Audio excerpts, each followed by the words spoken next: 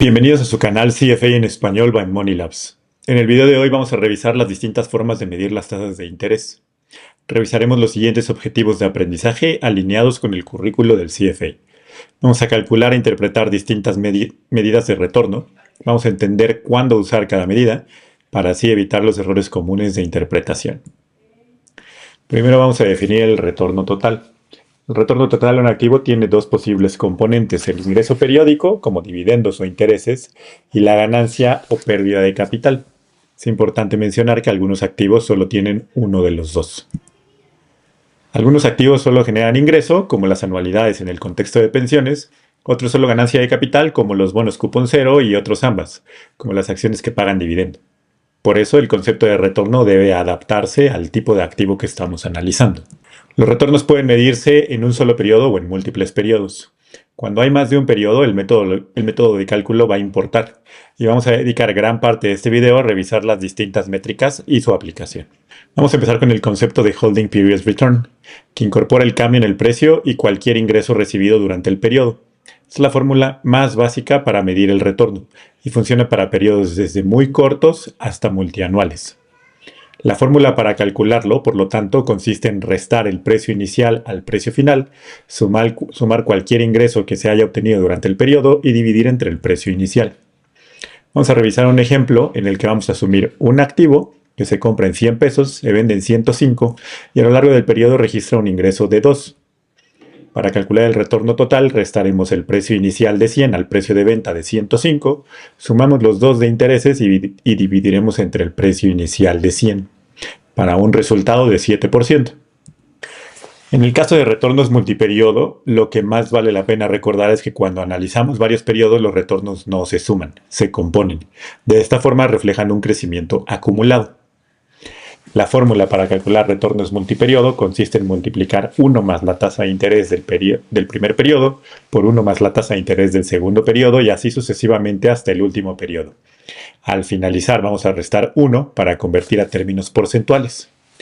Vamos a realizar un ejemplo de 3 periodos en los que los rendimientos son de menos 50% en el primer periodo, 35% en el segundo y 27% en el tercero.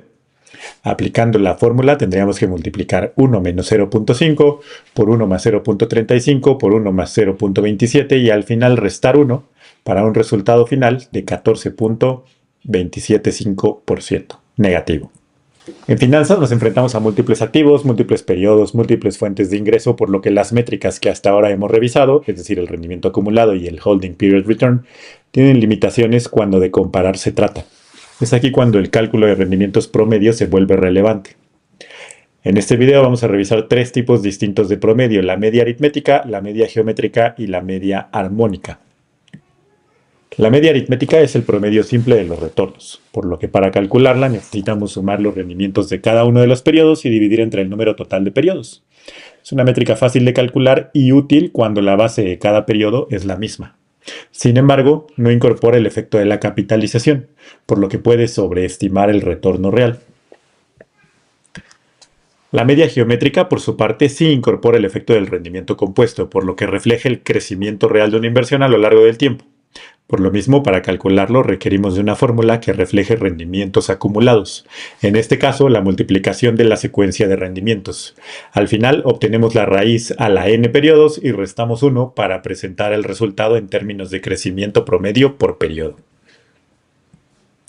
Por último, la media armónica es útil cuando estamos en presencia de una secuencia de datos en las que existen outliers, es decir, datos muy por arriba o muy por debajo del promedio. Por esta razón, la fórmula está basada en la sumatoria de recíprocos y es importante mencionar que la media armónica es de utilidad cuando los valores de la serie son positivos. Vamos a utilizar el siguiente ejemplo para el cálculo de la media aritmética y geométrica.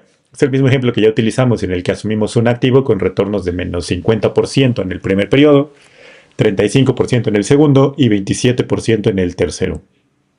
Como revisamos, la media aritmética solo consiste en sumar los rendimientos de cada uno de los periodos y dividirlo entre el número de observaciones y periodos.